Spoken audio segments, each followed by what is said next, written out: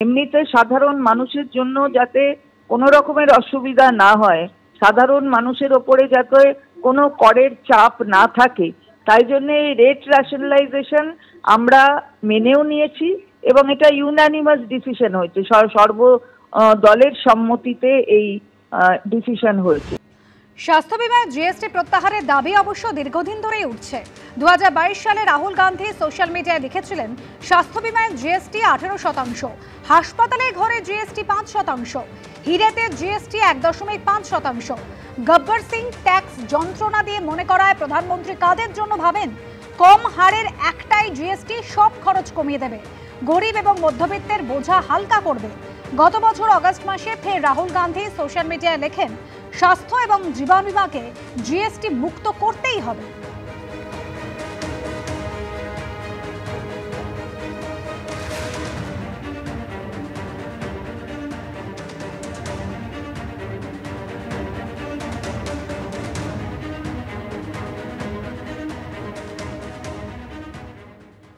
GST হারের বদল এবং সেই ঘোষণার পরেই নরেন্দ্র মোদী সোশ্যাল মিডিয়ায় লিখেছেন, অত্যন্ত আনন্দের সঙ্গে জানাচ্ছে যে জিএসটির হার কমানো এবং জিএসটি সংস্কারের ব্যাপারে কেন্দ্রীয় সরকার যে প্রস্তাব দিয়েছিল তা সর্বসম্মতভাবে মেনে নিয়েছে সমস্ত রাজ্য এবং কেন্দ্রশাসিত অঞ্চলকে নিয়ে গঠিত জিএসটি পরিষদ।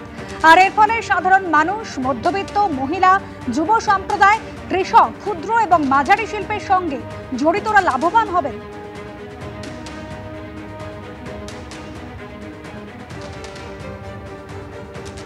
আর এবছরেই স্বাধীনতা দিবসে লালকেল্লা থেকে প্রধানমন্ত্রী নরেন্দ্র মোদী তিনি ইঙ্গিত দিয়েছিলেন যে উৎসবের মরশুমে বড় উপহার পেতে চলেছে দেশবাসী।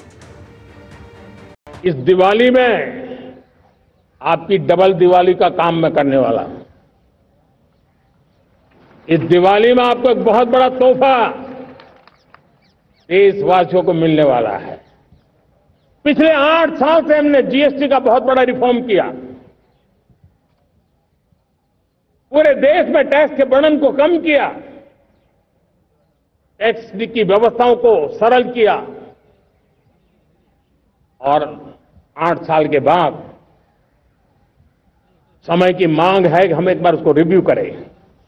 बहुत बड़ी सुविधा बढ़ेगी। हम नेक्स्ट जनरेशन जीएसटी रिफॉर्म्स लेकर के आ रहे हैं। ये दिवाली के अंदर आपके लिए तोहफा बन जाएंगे। सामान्य मानवीय की जरूरतों के टैक्स भारी मात्रा में कम कर दिए जाएंगे। জিএসটি কাঠামোয় রদবদল, তার জন্য সবথেকে বড় সুবিধা কিন্তু হলো, সুরাহা কিন্তু হলো বিমা ক্ষেত্রে। যেরকম স্বাস্থ্য বিমা এবং জীবন বিমা দুটি ক্ষেত্রে এতদিন 18% হারে জিএসটি দিতে হতো, কিন্তু 22 সেপ্টেম্বর থেকে তা শূন্য হয়ে যাচ্ছে। একইভাবে জীবন বিমা প্রিমিয়ামে 18% জিএসটি দিতে হতো, 22 সেপ্টেম্বর থেকে তাও শূন্যে নেমে যাচ্ছে।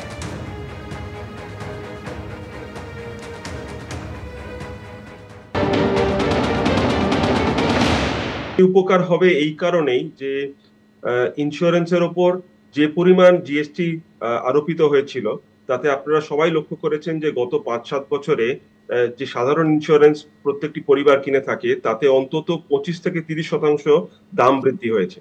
একজন গ্রাহকের কাছে ইন্স্যুরেন্সের অ্যাকচুয়াল যে প্রিমিয়াম এবং তার সঙ্গে জিএসটি মিলিয়ে যে ভার পড়ছে, তাতে অনেকেই আর কন্টিনিউ করতে চাইছেন না। যারা কন্টিনিউ করছিলেন তাদের মধ্যে অনেকে বেরিয়ে যাচ্ছেন প্রোগ্রাম থেকে, ফলে কিছু মানুষ থাকছেন এবং অধিকাংশ মানুষ কিন্তু এর আওতার বাইরে চলে যাচ্ছেন। এর যেটা মূল ধাক্কা সেটা কিন্তু পড়বে যে জাতীয় পরিষেবা অর্থাৎ স্বাস্থ্য পরিষেবার উপরে, কারণ স্বাস্থ্য পরিষেবায় যারা ফ্রিতে বা একটু কম দামে সুবিধা নিতে চান তারা কিন্তু এর অন্তর্গত হতে পারতেন। অত্যন্ত বেশি দাম এবং প্রিমিয়াম জিএসটি সহ প্রিমিয়াম বলে অনেকে এটার অন্তর্গত হতে পারেন না। ফলে আশা করা যায় এই মুহূর্তে যদি দামগুলো আর পরিবর্তন না হয়, দাম না বাড়ে বা না আরো বাড়িয়ে দেওয়ার একটা প্রবণতা থাকে কোম্পানিগুলোর মধ্যে এবং কাভারেজ যদি এক থাকে, তাহলে অনেক বেশি মানুষ এটার আওতায় আসবে।